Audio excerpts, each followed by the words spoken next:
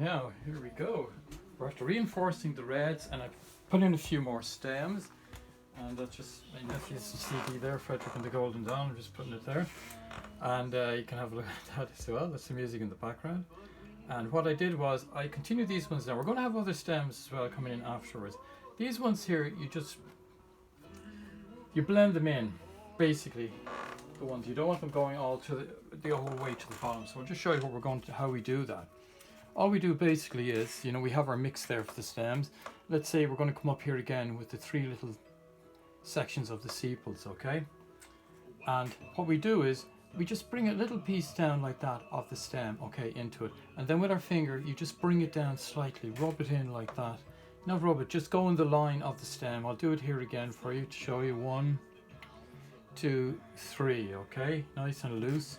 And then let's say the stem is emanating from here, and let's say it's going to come down like this. So what we do then is we just bring it on down like that, and it fades in into the green, okay? It's as simple as that. Simple as that. Do it again up here for you. You got 1, 2, 3. That's the sepals which we already have there. With the background ones here, we're not going to bother doing stems even, because this is a beautiful inspiration, almost stylized painting, okay? But with these little 4 ones here in the middle ground, we just bring down the stem a little bit, paint it down a little bit like this, and then carry it on with your finger like that, or a cloth, to give the effect that it's blending in. You don't want it as definite as that all the way down. You want it like that, okay? So what we're going to do next is we're moving on to slightly bigger, a number 3 small round brush, because we're going to start putting some more little details into the poppies, okay? We have here our deep cadmium red, which I mentioned on the list. Can you see that? There it is there. So we're going to have little shadows at the bottom of the poppies with this, just above the sepals, if that's what they're called. Just little shadows like this, okay, in the bottom area. Can you see this? One, little lines with the brush coming up like that towards the edge of it, and it gives another little depth to the bottom of the poppy. Can you see that? And the same here on this side here. Just very irregular, okay? We don't want it taking over the poppy. It's just at the very bottom, and it gives a sense of shadow and depth in it, okay? We go through them all like this, coming around here again, going in there. That's out to the edge of that. We're bringing it a bit longer because we want to vary them all slightly. We don't want them looking the same, Okay, can you see that as well? Can you see the way you're getting a little bit of depth? Even the ones that are social distancing here at the edge, these poppies, look, we can bring those in a little bit. This guy here as well, he needs a bit of depth there as well, coming in there just up like that. Okay, can you see that idea? What we're going to do is we're going to lock it in again. It's moving around on me a tiny bit, coming right up to the biggest one here, which is center stage, we can say. And we're just going around the sepal, and we're just getting effect. They're little irregular brush strokes, okay? That's all I can say. They're irregular brush strokes. They're not abstract brush strokes. They're not any in a definite pattern or anything. They're in the most irregular pattern to give an irregular shadow at the bottom. Okay, can you see that? The same up here. We're going to go with all these fellas here, these little guys as well. I hope you can follow me. Yeah, that's still a bit wet actually, the green there. But it doesn't matter. The red will absorb it. Okay. Make that a little bit more regular, the little stroke coming out there, a little stroke coming out there on that one as well. Just to get a little irregular pattern, that's all. There's no other way of describing it. It's not a particular shape. It's it does sort of hug the shape of the sepal, the really dark green colour underneath. But it's not really like that. It's just to give a little line of a shadow here and there with the brush itself, okay? And what we're doing is we're only going as far as there. We're not going to bother with the ones in the distance because you wouldn't see them. We're not that interested in putting too much detail back there, because you take away from the distant effect. Then you won't see everything in the distance. The distance blurs things and blends things in our eyes. So when you see up close, we see more detail, okay? Now we have that there, we have that guy coming down there, okay? Can you see that idea? Lovely. That's that. Then we're going to give them a little bit of a highlight. And what we do with the highlight is we have a little bit of a cadmium orange here. Can you see it? Cadmium orange, just mixing it there, lift it up. And we're using the same brush again. And this time we're going to jump up a bit further with these highlights. Just little strokes like this. They don't have to be everywhere because they're little highlights. You don't want to obliterate the red underneath. You want them as loose as that. You want them very, very staccato, like if you know anything about music, just hopping around the place just to give little flickers of light on the petals.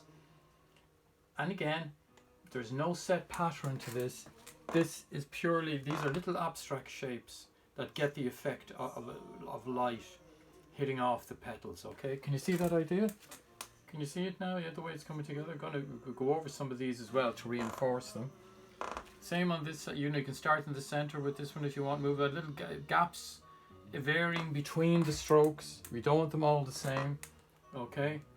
Varying all the time, lifting it up, twisting the brush. Same here again, little gaps, more up here, maybe another one there, another one over there, back up there with that one, okay? And it's all to bring them to life, to get this lovely sunshine coming through their transparent petals and a bit of movement into the colour as well. And it's all just an illusion because they're not moving, they're flat, they're paint on a canvas, but we want to give the effect that they are moving across and the wind is blowing through their lovely petals. Can you see the effect, the way you're getting that movement into it, and the orange against the green as well? And with these guys, we just do a few, one or two. We don't have to do loads on these little fellas because they're off in the distance, okay? But one or two marks here and there give them a little bit of movement as well. Not much, one or two little marks, tiny marks. We're not, we want that red to come through as well. Maybe just 2 or 3 on that. Do you see what I'm doing? See what I'm not thinking about? I'm just going 1, 2, 3, 1, 2, 3 up there. Can you see that? Just all individual marks. None of those marks are the same. If you bring 2 poppies together, they're all completely different. That's what we want. Now we go back over that again. And now we're going to put in this lovely magenta, which I really love. This really brings them to life, okay? And you're going to do less of this, but it's going to be really interesting when you see it against the red and the orange.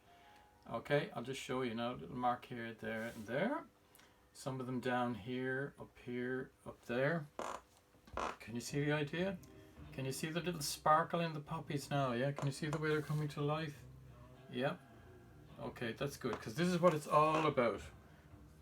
We call poppies, there's red poppies, different coloured poppies, but there's also some lovely little inspirational colours within poppies themselves as well. Okay, can you see them now? I'll go back over these myself to build them up eventually, but I'm just showing you. You can watch this over and over again. You take your time doing it.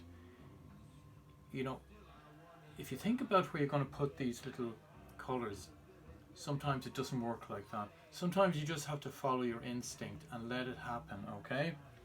Paint what you feel. A little bit of magenta up here as well. Look. Paint what you feel, not what you see. I'm not looking at a poppy to paint. I don't have a real poppy in front of me. This is in my head. This is coming from my imagination, and it should be coming from your imagination as well. Now, can you see that idea? And now I say to myself, okay, I'm going to put another bit down there and up there like that, just to busy it up a little bit at the edge. Another one up there, because this is what it's all about. You go back and you say, okay, I need some more. Now, can you see the way the poppies are popping? Okay, now we have that.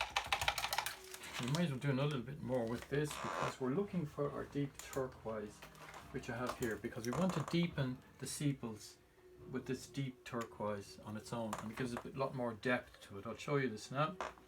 Just put it on the palette. Can you see that? Twist the brush again. Get a nice depth to it. Twist it nice. Okay, we have that there. Not too much. And it's just the sepal area. We want it a bit darker than the stem. Okay, can you see the difference it makes? It sort of says, hey, look, I'm not a stem, I'm a sepal. I stand out. Okay, can you see that idea? See the way the depth, it separates it from the stem. It gives it another illusion of 3D or movement even. Okay, so this is your turquoise deep. Okay, if you don't have turquoise deep, use a little bit of black in with the sap green. That's the only alternative, And not all of them. We're not going to do all of them. We're not going way back there. we're just putting a few little lines maybe into these fellas here to give that sense. But these guys we won't bother touching because they're all in the distance. Okay, because these stems anyway have blended in, as you remember, with the finger action, as we call it. Okay, see those? See what that does there? Okay, then what we do then is we're going to put in a few other little buds, and we're going back to our sap green. Just we'll do this while we're here now. I have my sap green. Where is it? Or did we put it down here? Did we? Oh yeah, we have it over here. Look, back to my messy palette. Okay, you ready? A little bit of water in with it, just to show you a few of these, because we'll have to dry that now. Go on to another stage to show you what we'll do next. A few of these, and twist the brush. And the same idea, it's locked in.